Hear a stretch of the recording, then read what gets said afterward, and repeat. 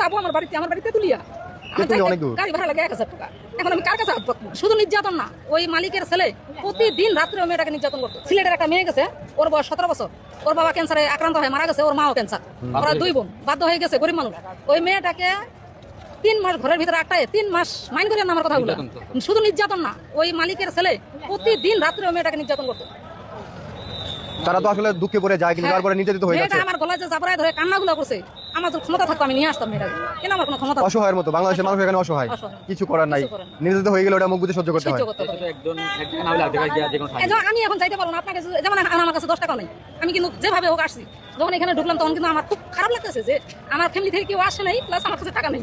আমি যে এখন যাবো আমার বাড়িতে তুলিয়া, গাড়ি ভাড়া লাগে 1000 টাকা। এখন আমি কার কাছে হাত পাতবো?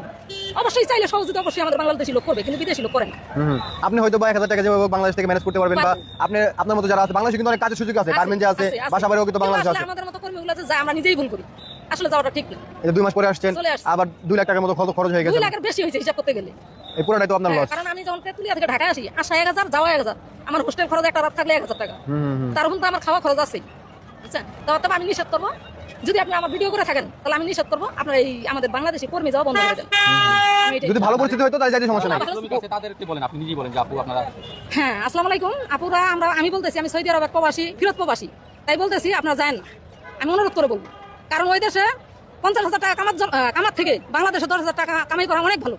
তো আমরা আপনাকে তেতুলিয়া পর্যন্ত ভাষায় যান, ঠিক আছে? এখন কার কাছে হাত পাতবেন, এখন ঢাকার মধ্যে কি আপনাকে সাহায্য করবে? আমরা আমাদের পক্ষ থেকে সাহায্য করার চেষ্টা করলাম, আর এরকম ভাবে যারা আসবে বিশেষ করে নারী শ্রমিকদের আমরা বেশি সাহায্য করার চেষ্টা করবো পরবর্তীতে। কারণ হয়তো বা ছেলে মানুষ 2 একদিন ঢাকায় থাকলে কোনো সমস্যা নাই, তারা ঢাকা থেকে কোনো কাজ করে তারা 1000 টাকা, যাই হোক ছেলে মানুষ 2 একদিন ঢাকায় থাকলে কাজ করলে তারা ইনকাম করতে পারবে। কাজ না করলেও সমস্যা নাই, কারণ ওরা আরেকটা ছেলের কাছে শেয়ার করতে পারবে যে বন্ধু। কিন্তু নারী শ্রমিকরা যারা আছে বা নারী প্রবাসীরা যারা আছে তারা আসলে কোথায় যাবে? আমরা এই দিকটা সবসময় বিবেচনা রাখবো। এবং জান আপনি আল্লাহ ভরসা, যেটা কষ্ট হওয়ার হয়েছে এখন ওইটা মনে নেন না, আল্লাহ ভরসা, ভেঙে পড়েন না, আপনি ভেঙে পড়েন না।